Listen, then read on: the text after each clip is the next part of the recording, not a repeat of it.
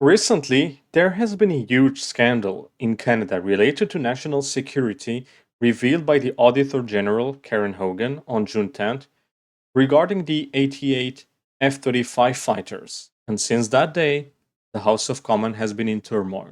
Hello everyone, welcome to Canada 24 Press. Before we get into it, I do want to encourage you to hit the like button and subscribe to the channel. In December 2022, the Liberal Party, alongside National Defense, finalized an arrangement with Lockheed Martin, the American aerospace security and defense company, for the acquisition of 88 F-35A fighter aircraft, for which delivery is planned between 2026 and 2032 to replace the aging and almost obsolete CF-18 fleet. National Defense, which is in charge of this contract, spent about $1 billion as a partner in the F-35 Joint Strike Fighter program between 1997 and 2023. The CF-18 fighters, integrated into the Royal Air Force in 1983 as the only fighter jet model, are supposed to be withdrawn in multiple phases from 2025 until 2032.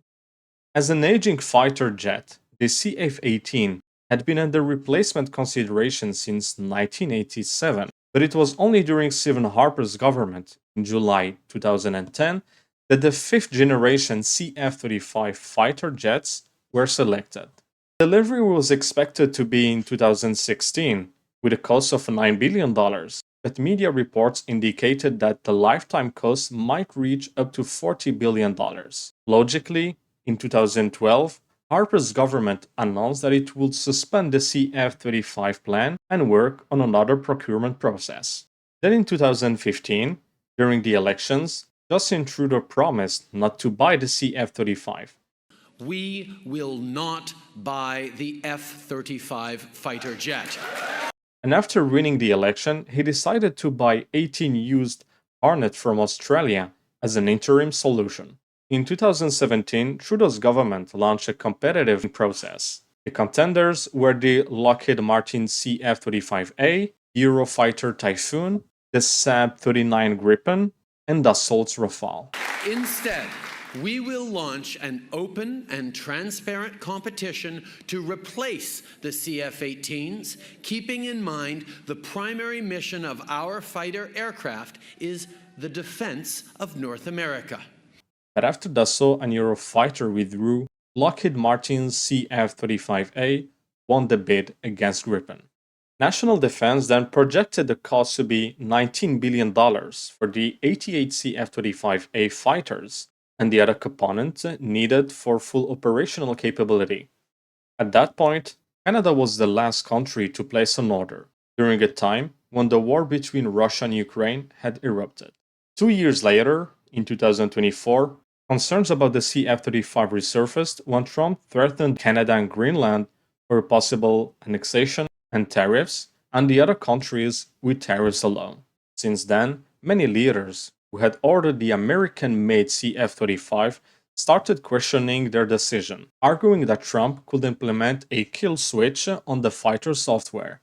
Leaders from Germany, Netherlands, Norway officially raised these concerns. Europe also stated that with Trump's actions, it will be now better for European nations to rely on European-made fighters. The same year, similar concerns rose in Canada.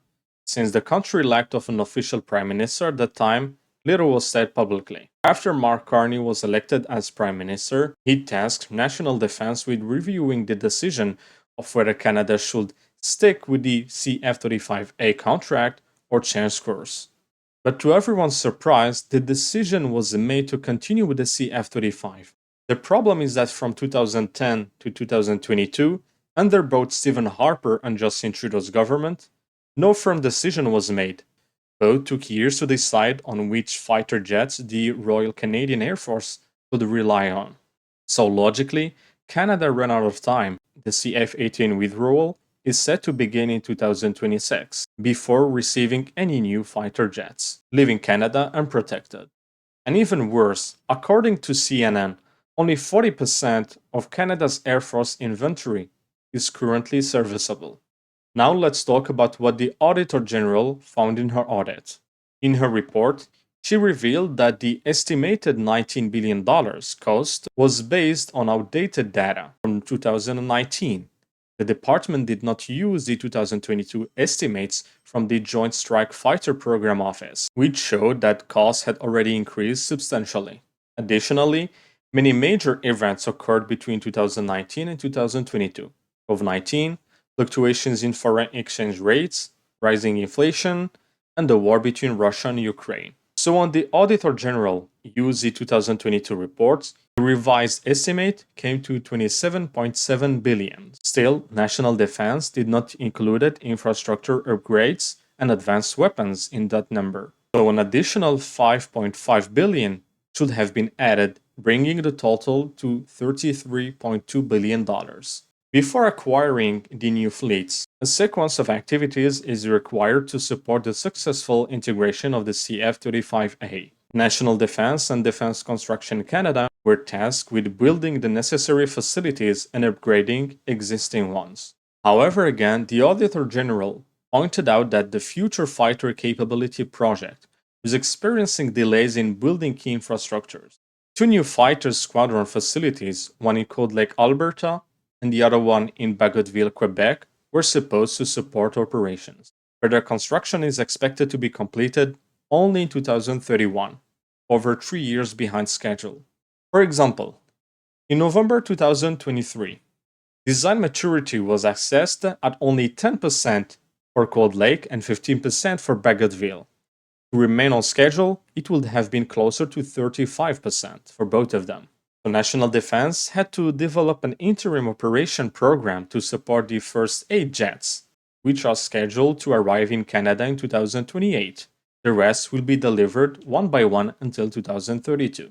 The interim plan involves acquiring movable facilities and innovating existing ones. But during the audit, it was found that this plan was still in its early stages, and the detailed planning had not been yet finalized. Moreover, the need for the interim facilities will increase the cost of the project. Also in June 2024, the Joint Strike Fighter Program Office conducted an assessment to evaluate national defense's readiness. The rating was red, meaning that significant unresolved issues required senior leadership action. Even if the temporary facilities are completed in time, another major obstacle remains: the shortage of pilots. Even worse, this problem was already identified in the 2018 annual audit, yet nothing has been done to fix it. Initial training for both current CF-18 and new pilots is supposed to start in 2026 at Luke Air Force Base in Arizona, USA. National Defense also faces a shortage of trained technicians to maintain the CF-35A. The Auditor General found that National Defense was developing an integrated master scheduling program for the transition from the CF-18 to the CF-35A, but progress was slow. For instance, staffing was behind schedule. Out of 246 permanent positions needed for mission planning, logistics, and security, 47 were supposed to be filled by September 1st, 2024, but only 14, 30%, had been staffed. So now, in a time of extreme uncertainty and war, Canada has only 40% serviceable, outdated fighter jets, a pilot shortage, a technician shortage, and no facility is ready. How about the kill switch issue? Modern fighters rely heavily on software for targeting systems, identifications, GPS, stealth, maneuvering, and even more.